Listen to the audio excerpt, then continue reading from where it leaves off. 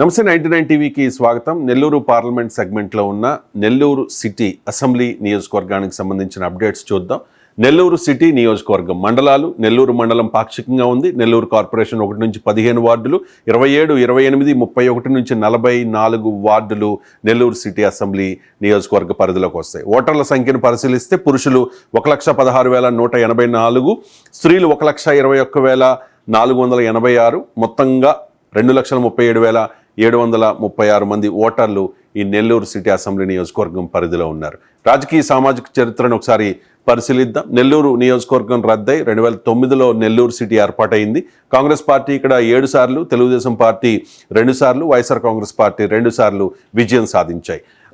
10 సార్లు రెడ్లు, 2 సార్లు బ్రాహ్మణ యాదవ అభ్యర్థులు ఇక్కడ గెలుపొందారు.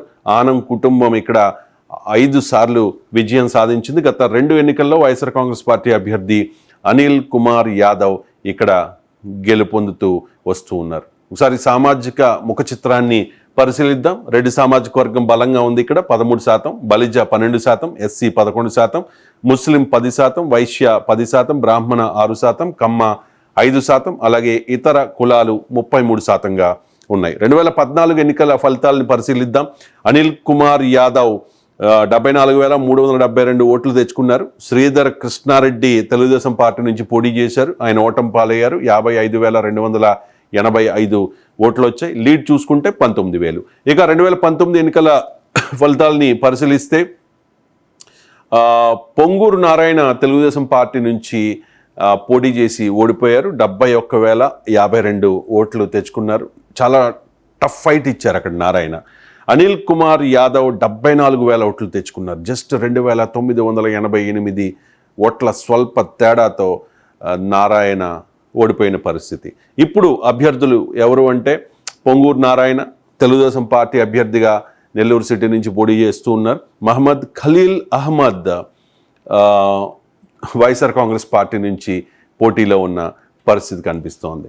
ఇక మహమ్మద్ ఖలీల్ అహ్మద్ గురించి తెలుసుకుందాం. DYFIలో పనిచేశాక 2001లో సిపిఐ సభ్యత్వం తీసుకున్నారు ఖలీల్. 2011లో వైఎస్ఆర్ కాంగ్రెస్ పార్టీలో జాయిన్ అయ్యారు.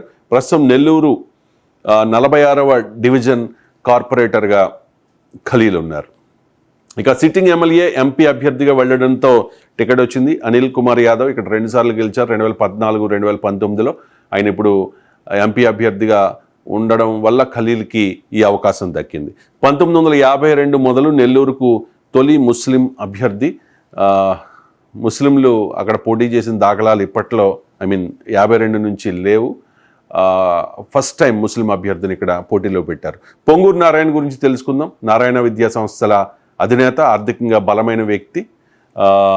నారాయణ విద్యా సంస్థల అధిపతి. టీడీపీ హయాంలో ఎమ్మెల్సీగా ఎన్నికై మున్సిపల్ మంత్రిగా కూడా పనిచేశారు. 2019లో జస్ట్ 3,000 ఓట్ల తేడాతో అనిల్ కుమార్ యాదవ్ చేతిలో ఓడిపోయారు. మున్సిపల్ మంత్రిగా చేపట్టిన అభివృద్ధి కార్యక్రమాలు అండ 2వ విడత అదృష్టం పరీక్షించుకుంటూ ఇప్పుడు పొంగూరు నారాయణ బరిలో ఉన్నారు.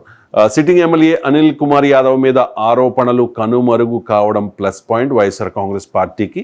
అత్యధిక జనాభా ఉన్న ముస్లింలకు ప్రాతినిధ్యం కూడా వైఎస్ఆర్ కాంగ్రెస్ పార్టీకి సానుకూల అంశం అవుతుంది. అలాగే టీడీపీ నుంచి మాజీ మంత్రి నారాయణ 2వ విడత బరిలో ఉండడం సానుభూతి తెచ్చిపెట్టే అవకాశం ఉంది. ఎందుకంటే 2019 ఎన్నికల్లో 3,000 ఓట్ల తేడాతోనే ఆయన ఓడిపోయారు కాబట్టి.